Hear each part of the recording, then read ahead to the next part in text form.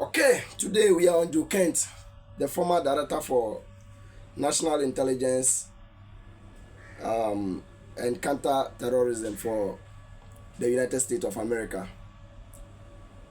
The one that just resigned recently.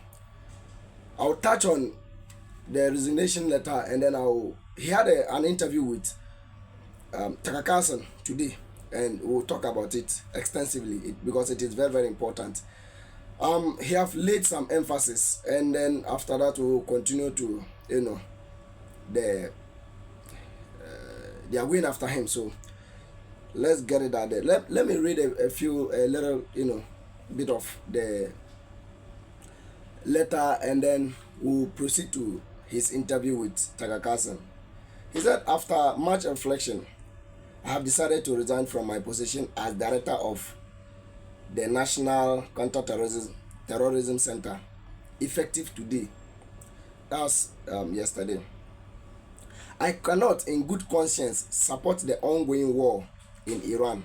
Iran posed no imminent threat to our nation. It is clear that we started this war due to pressure from Israel and its powerful American lobby. You all know who the lobbies are. I support the values of the foreign policies that you campaigned on in 2016, 2020, and 2024, which you enacted in your first term until June of 2025. You understood that the wars in the Middle East were a trap that robbed America of the precious lives of our patriots and depleted the wealth and prosperity of our nation. I will leave the writings over there. If you want, you can continue, because I don't want the video to be very long.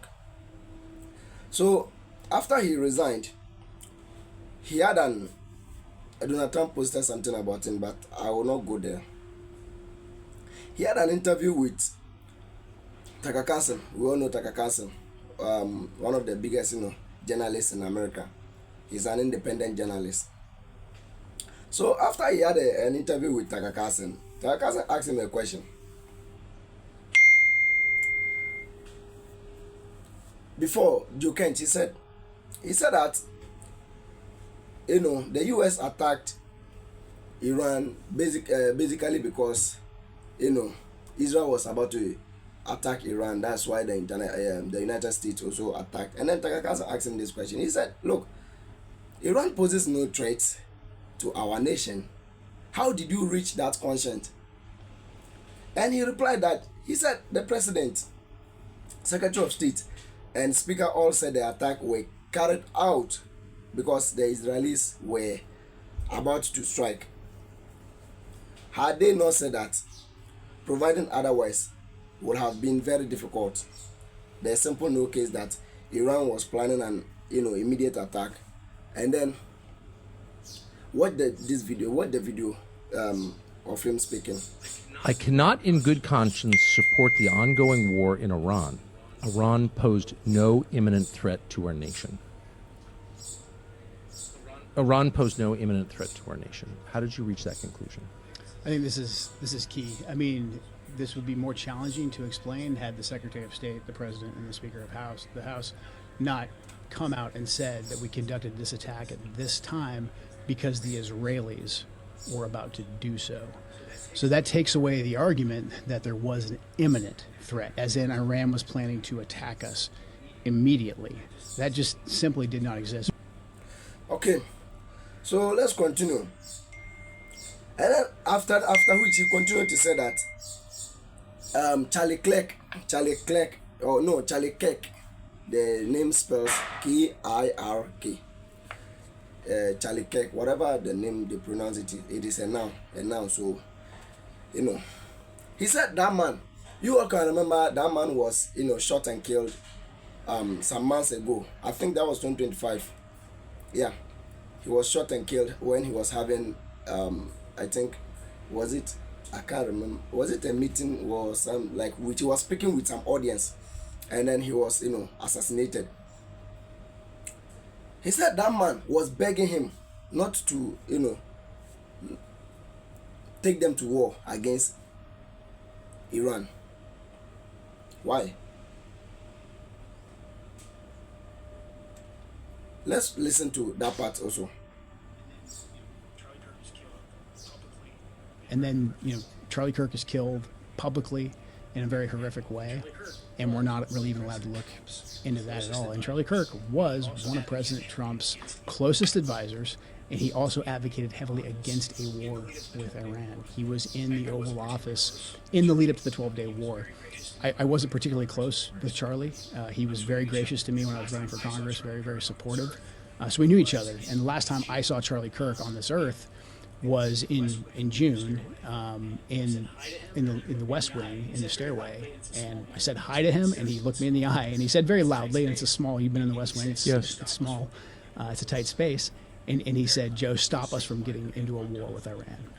Very loudly. He was single-minded. And he walked off, and he went, I believe, into the Oval. So when one of President Trump's closest advisors, who is vocally advocating for us to not go to... Okay, so let's continue. I cannot play the whole video because it will make the video very long. It will take much of your time watching it. So let's continue. Tucker Carlson asked him, was Iran about to have a nuke? That's nuclear weapon. Kent replied by saying no. He said, look, they had a religious ruling back in 2004 that like they are Islam, so Muslims, so they have religious ruling, and then they ban it, or like it is against their religion, because nuclear weapons are weapons that when they want to kill, there are no mercy. They don't know who is right and who is wrong. In Iran, for instance, there are people supporting America and then Israeli, a bombardment. Yet, when nuclear weapons are dropped, it doesn't know whether you support this person or it doesn't support this person, because nuclear weapons is a weapon of mass destruction. We all can attest to that fact. So, he said, so the entire war was what? Was another Iraq of weapons of mass destruction, because there was nothing like that, because Iran already had a ruling against it, because it is against their religion. Let's roll the video. Was Iran on the verge of getting a nuclear weapon? No, they weren't, 3 weeks ago when this started, and they weren't in June either. I mean, the Iranians have had a religious ruling, a fatwa, against actually developing a nuclear weapon since 2004. That's been in place since 2004. That's available in the public sphere. But then also we had no intelligence to indicate that fatwa was being disobeyed or it was on the cusp of being lifted. The Iranian strategy, it's actually pretty pragmatic. The Iranians are obviously aware of what's taking place in their region, and their strategy was to not completely abandon their nuclear program, because they saw what happened to Muammar Gaddafi in Libya. When he said, "Hey, I've got no more nukes. I'll do what you say. I'll give up my nukes." And we gave him the Nobel Peace Prize? Yeah, we regime changed him, and he was executed by his own people in the most horrific way. Sodomized by a bayonet. Let's continue. So he continued to say, Ali Larijani, yesterday a day before yesterday, he was killed in Israelis airstrike in Iran. He is the I forget his position. Let me remember. When I remember, I'll put it. I think he was a spokesperson for the RGC, the IRGC, the Iranian Revolutionary Guard Corps, something like that. Yes, he was killed yesterday. He said that man was negotiating peace and was killed.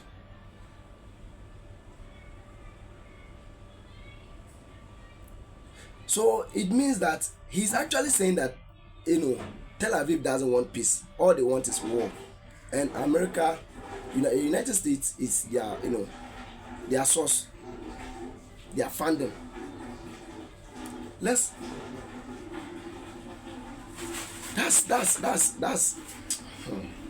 watch this video. That are killed off, like we just killed, Ali Larijani, who was a negotiator, who was eager to get us a deal.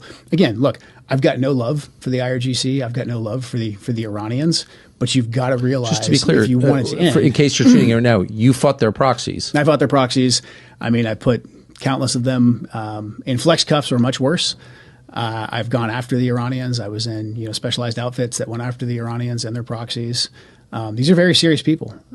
They're not supermen by any means. They're humans, but they're serious. And if you give the IRGC a reason to take more control, and they get support from the people, because again, you kill off the Ayatollah, they can say, hey, the last guy was too moderate. Look at what it got us. Like, give us more control. I get it. And the Iranian people are going to be like, well, actually, yeah, I don't like getting bombed by the Americans and the Israelis. Maybe we do need to listen to the IRGC. So a lot of these, the points that you're making, I think are insightful, but they're all. Let's continue. So,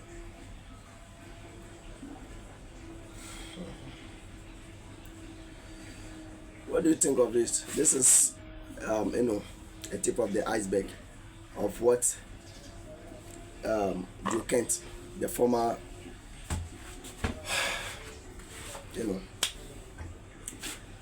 what do you think about it? Please like, subscribe if you are new. Like the video so that the video will go far. Thank you for joining. This is Rising Empire. Be part of the empire. Let us grow together.